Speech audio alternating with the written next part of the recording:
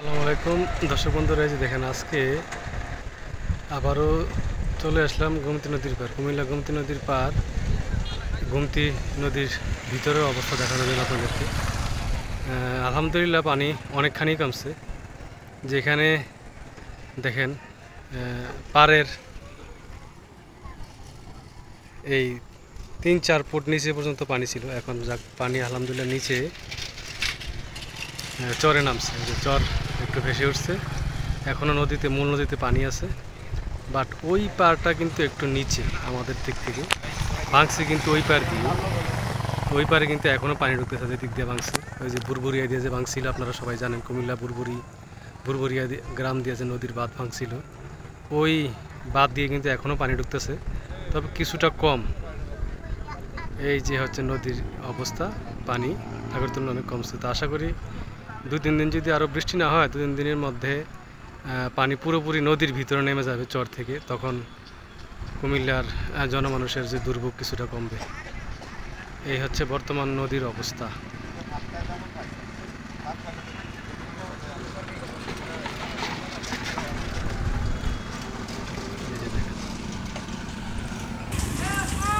এই যে দেখেন নদীর পানি ইনশাল্লাহ অনেক কমছে। এই যে এই ঘরগুলো প্রায় পুরোপুরি পানির নিচেই ছিল, শুধু টিন একটু দেখা যেত।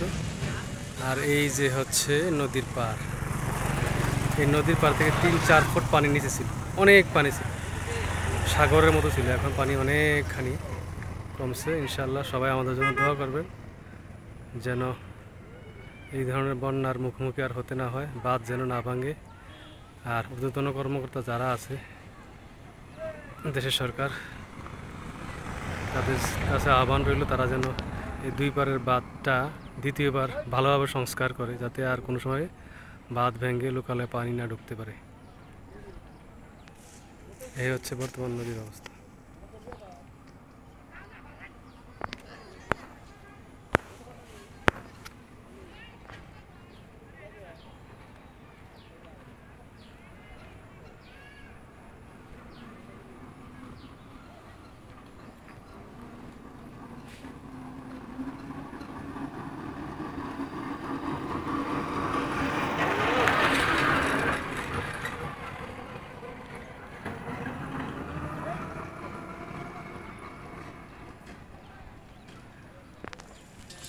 এই যে দর্শক বন্ধুরা দেখেন নদী পাড়ের কি অবস্থা, কলাগুলো এখানে পড়ে রয়েছে।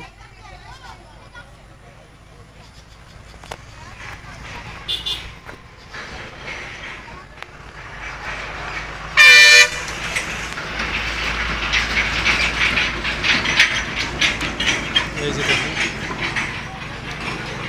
এই গাছটা পড়ে রয়েছে, পানির স্রোত এতই ছিল যে বহু কলা গাছ এভাবে ভেঙে গেছে।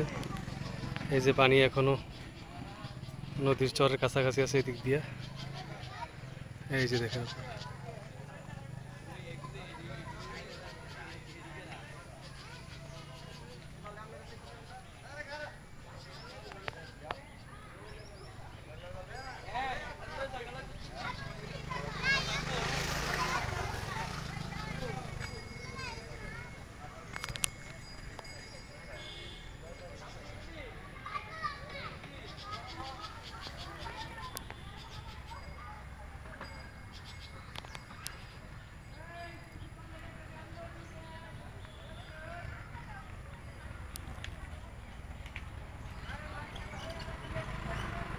এই হচ্ছে বর্তমানে নদীর অবস্থা, গোমতী নদীর অবস্থা।